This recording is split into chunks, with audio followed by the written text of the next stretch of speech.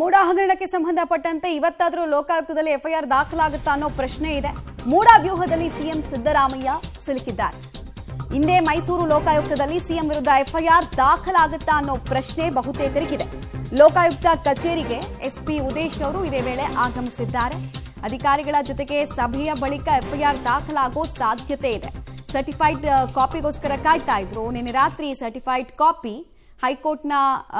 ಜನಪ್ರತಿನಿಧಿಗಳ ಕೋರ್ಟ್ನ certified copy Lokayukta ಕಚೇರಿಗೆ ತಲುಪಿದೆ. ನೋಡಿ, ಎಸ್ಪಿ ಉದೇಶ್ ಅವರು ಆಗಮಿಸ್ತಾ ಇರುವಂತಹ ದೃಶ್ಯ ನೀವು ನೋಡಿದ್ರಿ. ಸೊ ಕಚೇರಿಗೆ ಹೋಗಿ ಕಾನೂನಾತ್ಮಕ ಸಲಹೆಗಳನ್ನು ಈಗಾಗಲೇ ಪಡೆದುಕೊಂಡಿದ್ದಾರೆ. ಇವತ್ತು ಎಫ್ಐಆರ್ ಅನ್ನು ದಾಖಲಿಸಿಕೊಳ್ತಾರಾ ಅನ್ನೋದು ಪ್ರಶ್ನೆ. ತನಿಖೆಗೆ ಆದೇಶವನ್ನ ಜನಪ್ರತಿನಿಧಿಗಳ ಕೋರ್ಟ್ ಕೊಟ್ಟ ನಂತರ ಎಫ್ಐಆರ್ ಆಗೋದಕ್ಕೆ ಲೇಟ್ ಆಗ್ತಾ ಇದೆ. ತೀರ್ಪು ಬಂದು 24 ಗಂಟೆಗೂ ಹೆಚ್ಚು ಸಮಯ ಆದರೂ ಕೂಡ ಇನ್ನೂ ಎಫ್ಐಆರ್ ಆಗಿಲ್ಲ. ಯಾಕೆ ಅನ್ನೋ ಪ್ರಶ್ನೆಯನ್ನ ದೂರುದಾರ ಸ್ನೇಹಮಯಿ ಕೃಷ್ಣ ಅವರು ನಿನ್ನೆ ಕೂಡ ಕೇಳಿದ್ರು. ಹಾಗೂ ಲೋಕಾಯುಕ್ತ ಪೊಲೀಸರ ಕಾರ್ಯವೈಖರಿ ಬಗ್ಗೆ ಅಸಮಾಧಾನವನ್ನು ವ್ಯಕ್ತಪಡಿಸಿದ್ರು. ಸರ್ಟಿಫೈಡ್ ಕಾಪಿ ಬೇಕು ಅಂತ ಕೇಳ್ತಾ ಇದ್ರು. ನಿನ್ನೆ ರಾತ್ರಿ ಅದು ತಲುಪಿದೆ. ಇವತ್ತು ಎಫ್ಐಆರ್ ಆಗತ್ತಾ, ಇವತ್ತೇ ತನಿಖೆ ಚುರುಕಾಗತ್ತಾ ಅನ್ನೋ ಪ್ರಶ್ನೆ ಇದೆ.